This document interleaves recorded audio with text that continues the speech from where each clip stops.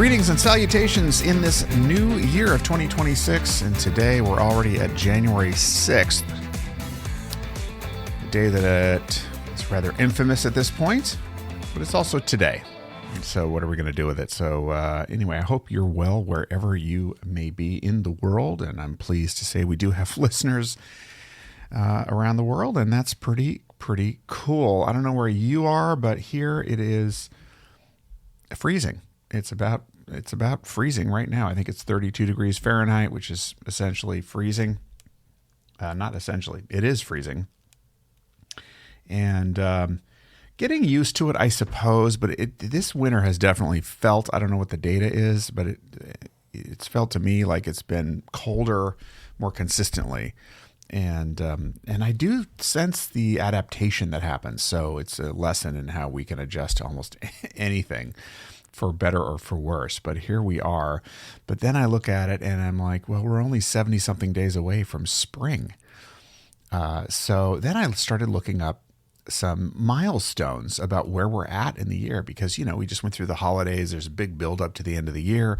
Now here we are in January, and we've got the classic, they're trotting out all these psychologists to talk about goal setting and things like that. Okay. It's just this same cycle every year. Nothing wrong with that, of course. Goals are important. I've talked about them yesterday. But it is a very short window that we're in this beginning of the year. It goes by so fast.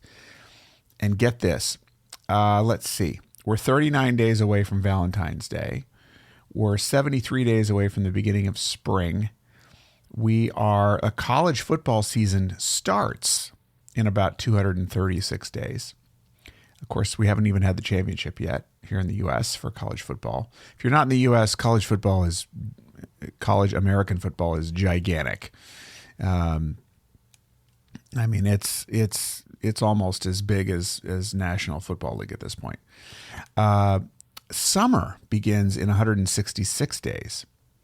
So, and New Year's Eve, we're 359 days away. So when I think about these dates, I really look at how every single day matters. And it really puts the importance on squeezing the juice out of every day. But I was thinking about what that means. Of course, being productive is important, and, you know, getting things done. Yesterday, I had a really banger day. Just accomplished so much, had some really consequential conversations, getting clarity on aligning even further my business ventures, so they're all of one piece. I've got some exciting announcements probably pretty soon about the Building Business Relationship show, some big changes there that I'm really excited about. And collaborations are getting deeper and more meaningful. So that's all really great. At the same time, I'm also thinking about doing this year differently. And when I say that, last year, about this time, the reality was setting in that, you know, things had really shifted in my prior business, and that the world was different and or going to be different. It wasn't really until the end of January, beginning of February, that I started to see the first few signs after the administration changed over. But I knew, you know, I mean, I've been around a little while, so I knew there were going to be huge changes, but you just don't know what it's going to be. So the anxiety was starting, and I really wasn't sure what to do. And sometimes when you're not sure what to do, you know, you don't really change a whole lot. But not criticizing myself for the past, but as I look back on it now and have a little bit of hindsight, I think to something that the famed coach Marshall Goldsmith told me and a group of people in a private meeting recently. I asked Marshall, I mean, he's very wildly successful. He defined, if you don't know who Marshall Goldsmith is, many people do, but he's got to be the most successful coach in modern history. He sort of defined a genre. Now coaching has become, for lack of a better word, a bit bastardized. But when Marshall was coming up, he really defined the genre of coaching and built a great business that's still going, wrote a ton of books, built a brand around himself in coaching, and really set the standard. And I've had the occasion to meet him several times in person and online. And recently I got to ask him a question about, his success and insights about his life. And one of my questions for him was, what was the biggest thing that he had to let go of in order to become successful in a way that was meaningful for him? And first he corrected me on that it's not let go, it's letting go. And I couldn't agree more. It's always a process. But his big point was that he had to let go of, he had to be letting go of being right. And, I think about being right in terms of, I want to be right. My ego wants me to be right. I want you to think that I know what I'm talking about all the time. I want other people to respect that I'm an authority. Excuse me.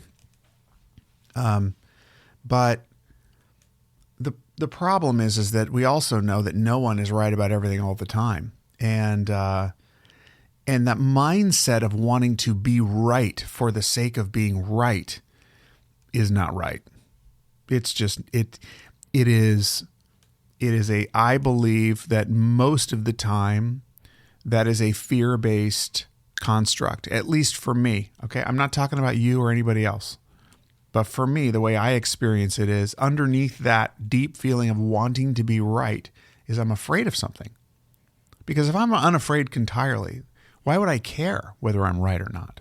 I would want to get to the truth. I would want to get to the best option. I would want to learn. So if I think about a disagreement with my wife or a friend or whatever, and I'm trying to make a point, and I'm pushing really hard to make that point to get them to believe that I'm right, it is 90 whatever percent of the time, it's because there's something, if I really were to dig deep enough, that I would discover that, well, I'm afraid they're going to think I'm stupid, or I'm afraid that if I'm not right, there's these other implications. So you kind of wish cast your way through things. And when applied in business, that's really dangerous because the conditions can be changing. And here you are trying to justify a position that you've been taking. But what happens when that doesn't work anymore? What happens when the conditions are different? What happens when you're selling umbrellas and they're the best umbrellas on the market, but it stops raining and no one wants them? But you're right, they are the best umbrellas, but that's not the point. So if you're afraid of losing your business and you just want everyone to believe they still need an umbrella, or you could learn about what people need now. If it's too hot and sunny all the time and not raining at all, maybe they need a different kind of umbrella. You better change it, or not an umbrella at all. So I think this year I am delighting in a mindset shift that has taken me this far, almost a year to really get to. Now, maybe other people can just shift their mindset immediately, but in some ways, mindset is a muscle. And if it's atrophied from fear-based thinking, from staying where you're at because you're afraid to move and you're afraid to actually learn in the meaningful ways that you need to learn, then you got a weak muscle there. And so, look, I look back when I was a kid. What do you do when you're at a swimming pool and you've never been in water? You stick your toe in it, then you retract. And if there's no one around you to encourage you and tell you it's going to be okay, a lot of kids won't jump in. But then people say, no, it's going to be okay. And you don't know. You've never done it before. You have to learn what it feels like to be in water and how you're going to react to it and how good of a swimmer you are. And you see other people doing it. So there's evidence that it's possible. But you see what I'm saying? It's a state of learning. And I don't know. I've just come into this year I've got a vision for my business. and it's to have a really successful talk show.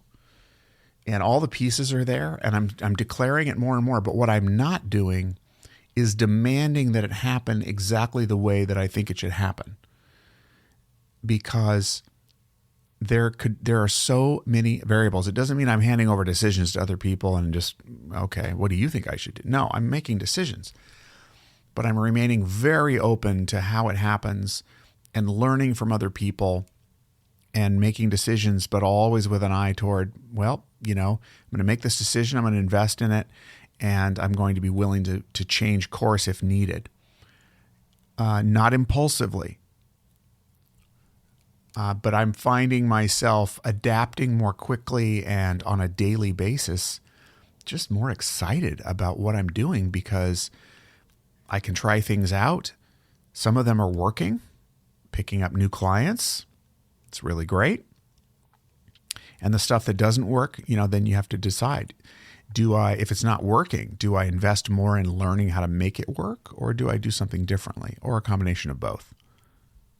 And that's happening in a really healthy and positive way. So 2026 is already, we're 6 days in, and it's radically shifting for me. So that's really it. What is we talk about letting go all the time, and I know I mentioned it over and over and over again, but I don't think it ever gets old.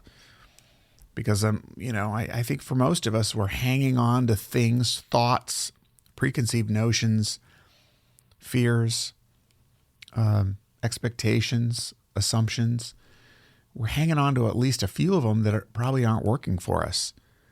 And if I can get myself the muscle of letting go, the muscle of learning and not needing to be right, and essentially a sort of radical humility baked into the cake, boy, it's unlimited what can be accomplished. So anyway, that's where I'm at today. A lot to do on all fronts, but exciting times. I'm going to leave it there. We're over time. Thank you, as always, for listening. Someone asked me yesterday if liking the podcast on Substack helped because they're not an Apple user. And absolutely. In fact, liking the podcast and commenting on the podcast on Substack, sharing it on Substack with your friends is very helpful. And I'm deeply grateful for the people who reach out on these questions, with these questions, and who are supporting and listening and giving me the messages that I get about, hey, thanks for helping me out with that idea. So I love you all. Happy New Year. And we will check back tomorrow. In the meantime, please be good to yourself and others. Thanks as always for listening. Bye-bye for now.